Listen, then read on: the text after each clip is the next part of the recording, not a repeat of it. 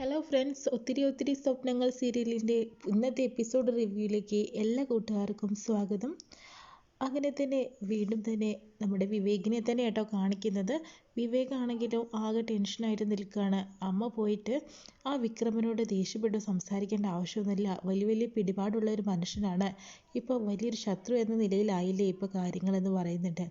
അതിന് നീ എന്തിനാണ് ഇങ്ങനെ ടെൻഷനാവുന്നത്? നിൻ്റെ അമ്മയുടെ സ്വഭാവം എൻ്റെ ആൻറ്റി ആയതുകൊണ്ട് പറയല്ല, എനിക്ക് നന്നായിട്ട് അറിയാം. അതുകൊണ്ടാണല്ലോ ഞാൻ എപ്പോഴും അങ്ങോട്ടേക്ക് വരാത്തതെന്ന് പറയുന്നു കേട്ടോ.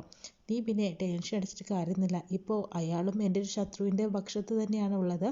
ഞാൻ നാട്ടിലേക്ക് വന്നത് സമാധാനത്തോടുകൂടിയും സന്തോഷത്തോടുകൂടി ജീവിക്കാൻ വേണ്ടി തന്നെയാണ്. പക്ഷേ അതിനൊന്നും ഇനി സാധിക്കുമെന്ന് അറിയില്ല എന്ന് പറയുന്നു. അതിന് സാധിക്കൂടാ. നിന്നെ നിന്നെ അകത്താക്കിയിട്ടുണ്ടായിരുന്ന ആ ഒരു പെൺകുട്ടിയുടെ ജോലി ഞാൻ കളഞ്ഞിട്ടുണ്ടെന്ന് പറയുന്നു. ജോലി പോയി. ആ മാനേജറിനെ വിളിച്ചിട്ട് അവളുടെ ജോലി പോയി. ഇനി അവൾക്ക് എന്തായാലും ജോലിയൊന്നും കിട്ടാനായിട്ട് പോകുന്നില്ല. അവളുടെ കുടുംബപരമായിട്ട് പ്രാരാബ്ധമുണ്ടെന്നല്ലേ പറഞ്ഞത്. ഇനി കുറച്ച് കഷ്ടപ്പെട്ടേന്ന് പറയുന്നു. എന്ത് വിഡ്ഢിയാണടോ താൻ. കാരണം ആ പെൺകുട്ടിയുടെ ജോലി കളഞ്ഞിട്ട് എന്ത് കിട്ടാനാ? പാവം ഒരുപാട് ജീവിതം അങ്ങോട്ടും ഇങ്ങോട്ടും കൂട്ടിമുട്ടിക്കാൻ നടക്കുന്ന പെൺകുട്ടികളുടെ ജോലി തെറിപ്പിച്ചിട്ടാണോ എന്ത് സമാധാനമുള്ളത്? ഇപ്പം തന്നെ ആ മാനേജറിനെ വിളിച്ചിട്ട് ആ കുട്ടിയെ വീണ്ടും ജോലിക്ക് തിരിച്ചെടുക്കാനായിട്ട് പറയണം. ഇവൻ്റെ പോക്ക് ഇങ്ങോട്ട് എങ്ങോട്ടാണെന്ന് അറിയില്ല, ഞാൻ വിളിച്ചു നോക്കട്ടെ എന്ന് പറഞ്ഞിട്ട് വിളിക്കുന്നു. അതിനുശേഷം തന്നെ മാനേജർ പറയുന്നുണ്ട്, ആ വർഷയുടെ ജോലി കളഞ്ഞു, എന്തായാലും ഇനി അവൾക്ക് എവിടെയും ജോലി കിട്ടില്ല. എന്ത് കൾച്ചറാണോ ഇങ്ങനെ കാണിക്കുന്നത്? ഇങ്ങനെയാണോ ഒരു പെൺകുട്ടികളോട് ഇങ്ങനെയാണോ പെരുമാറേണ്ടത്? അവൾക്ക് ജോലി കളയേണ്ട ആവശ്യമുണ്ടോ? അല്ലെങ്കിൽ അവൾക്ക് കുറച്ച് ജോലി കൂടുതൽ കൊടുക്കുക, എന്നിട്ട് അവളെ ബുദ്ധിമുട്ടിക്കുക. അല്ലാതെ ഒരു പെൺകുട്ടിയുടെ ജോലി കളഞ്ഞിട്ടാണോ പ്രതികാരം തീർക്കേണ്ടതെന്ന് പറയുന്നു. സർ, ഇവിടുത്തെ നിയമപ്രകാരം ഇങ്ങനെയൊക്കെ തന്നെയാണ്. അതൊന്നും നടക്കാനായിട്ട് പോകണ്ടേ. താൻ ഒരു കാര്യം ചെയ്യും. അവളോട് എനിക്കൊരു മാപ്പ് പറഞ്ഞാൽ തീരാവുന്ന പ്രശ്നം തന്നെയുള്ളൂ. അല്ലാതെ അവളുടെ ജോലി കളയേണ്ട കാര്യം ഉണ്ടായിരുന്നില്ല. എന്നാൽ പിന്നെ സർ, ഞാൻ അങ്ങനെ ചെയ്യാം. സാറുടെ അഡ്രസ്സും തന്നാൽ എനിക്ക് അവളോട് പറയാമായിരുന്നു എന്ന് പറയുന്നുണ്ട്. പിന്നെ അങ്ങനെ അവിടെ എന്ന് പറഞ്ഞ് അഡ്രസ്സ് കൊടുക്കുന്നുണ്ട്. ആ സമയത്ത് തന്നെ വീണ്ടും രാഹുലും വർഷയും കൂടി മാനേജറിനെ കാണാനായിട്ട് വരുന്നുണ്ട് കേട്ടോ. താൻ എന്ത് പണിയാണോ കാണിക്കുന്നത്? എൻ്റെ ഫ്രണ്ടിൻ്റെ ജോലി കളഞ്ഞിട്ടാണോ? അയ്യോ സർ, ആ ഒരു കസ്റ്റമർ പറഞ്ഞപ്പോൾ അങ്ങനെ ചെയ്യേണ്ടി വന്നു. നമ്മളെക്കാളും നിലപാടുണ്ടല്ലോ കസ്റ്റമറുടെ കാര്യത്തിൽ എന്ന് പറയുന്നുണ്ട് കേട്ടോ. തനിക്ക് ഈ ജോലി വേണോ ഇല്ലെങ്കിൽ അല്ലെങ്കിൽ ഈ കട ഞാൻ പൂട്ടിക്കുമെന്ന് പറയുന്നുണ്ട്. ഒരുപാട് കാര്യത്തിൽ എൻ്റെ അച്ഛനോട് പറഞ്ഞിട്ട് തന്നെ ഞാൻ രക്ഷിച്ചതല്ലേ, ഇപ്പം എൻ്റെ ഫ്രണ്ടിന് എനിക്ക് ജോലി കൊടുത്തേ പറ്റുള്ളൂ എന്ന് പറയുന്നുണ്ട്.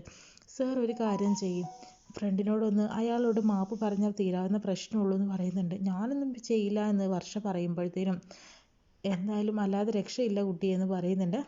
എന്തായാലും കഴുതക്കാല് വരെ പിടിക്കേണ്ട ഒരവസ്ഥയാണ്. ശരി, എന്തായാലും അയാളുടെ അഡ്രസ്സ് ഇങ്ങ് തരുമെന്ന് പറയുന്നുണ്ട്. നമുക്ക് രാഹുൽ ചേട്ടനെയും കൂട്ടിയിട്ട് പോയിട്ട് നമുക്ക് മാപ്പ് പറയാം ചേട്ടാ എന്ന് പറയുന്നുണ്ട്.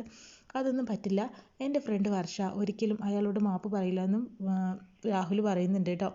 ആ സമയത്ത് തന്നെ എന്നാൽ പിന്നെ മാപ്പും കോപ്പൊന്നും വേണ്ട, എന്തായാലും താനെന്തായാലും നാളെ ജോലിക്ക് വന്നോളൂ എന്ന് പറയുന്നു.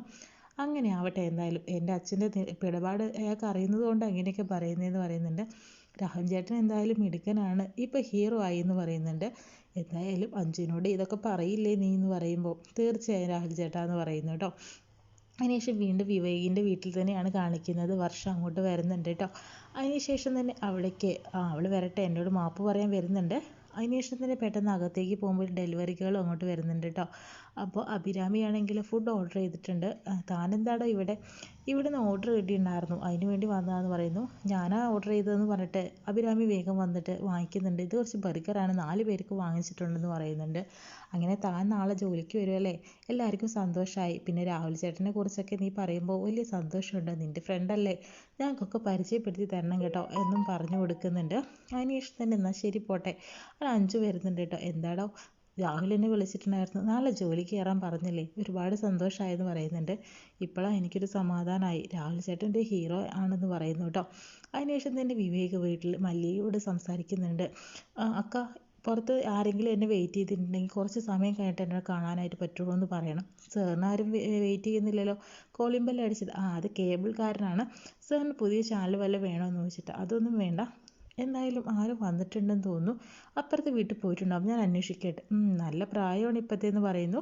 അങ്ങനെ തൊട്ട വീട്ടിലേക്ക് പോകുന്ന സമയത്ത് തന്നെ അഞ്ജുവും അതുപോലെ തന്നെ ഇവരൊക്കെ ഉണ്ട്, എല്ലാവരും ശിവയൊക്കെ ഉണ്ട്, അഭിയൊക്കെ ഉണ്ട് കേട്ടോ. അതിനുശേഷം തന്നെ വിവേകേട്ടൻ വന്നു. എന്താ ഏട്ടാ, ഞങ്ങളുടെ വീട്ടിലേക്ക് ആദ്യമായിട്ടല്ലേ വരുന്നത്? ഞാനൊരു സാധനം ഓർഡർ ചെയ്തിട്ടുണ്ടായിരുന്നു, തനിക്ക് കിട്ടിയോ ചോദിക്കുമ്പോഴത്തേനും ഡെലിവറി ചെയ്ത പെൺകുട്ടി എനിക്കാണ് തന്നത്, പക്ഷെ ഞാനും ചെയ്തിട്ടുണ്ടായിരുന്നു എന്ന് പറയുന്നുണ്ട്. ആ ചേട്ടന് ബർഗറാണ് ഓർഡർ ചെയ്തത്, അല്ല പിസ്സയാണെന്ന് പറയാട്ടോ ചെയ്യുന്നത്. അയാൾ കുട്ടി ഇതുവരെ വന്നിട്ടില്ല. പക്ഷെ പുറത്ത് കേൾക്കുന്ന ആ സ്കൂട്ടി ആരുടെയാ? അപ്പോൾ അഞ്ച് പറയുന്നുണ്ട് അത് എൻ്റെയാണെന്ന്. അതെയോ, പക്ഷെ അവളിപ്പോൾ എവിടെയാണ്? അവളിവിടെ എവിടെയോ ഉണ്ടല്ലോ. പിന്നെ അഞ്ജുവിന് സ്കൂട്ടി ഉണ്ടോയെന്ന് അറിയില്ലല്ലോ.